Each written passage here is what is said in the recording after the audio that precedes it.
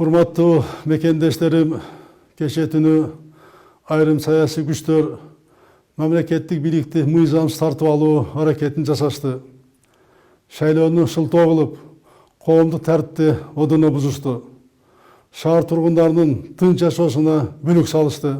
Тартип сакчыларына баш ийбей, медиктери сабап имараттарды талкалашты.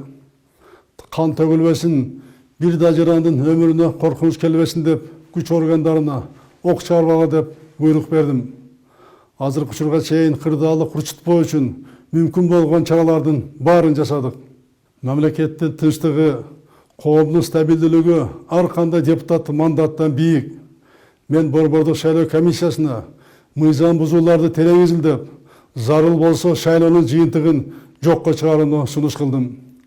Саясий партиялардын лидерлерине өз тарапкерлерин тынчытып, чогулган жерлерден чыгарып кетүүсүн сунуштайм. Бардык мекендештеримден тынчтыкты сактап, чагымчыл күчтөргө алданбай, мыйзамсыз кадамдарга барбоону суранам. Өлкөбүздүн тынчтыгы, коомубуздун коопсуздугу баарынан кымбат. Бардык күчтөрдү өлкөнүн тагдырын саясий амбициялардан бийик коюп, укуктук талаага кайтууга чакырам.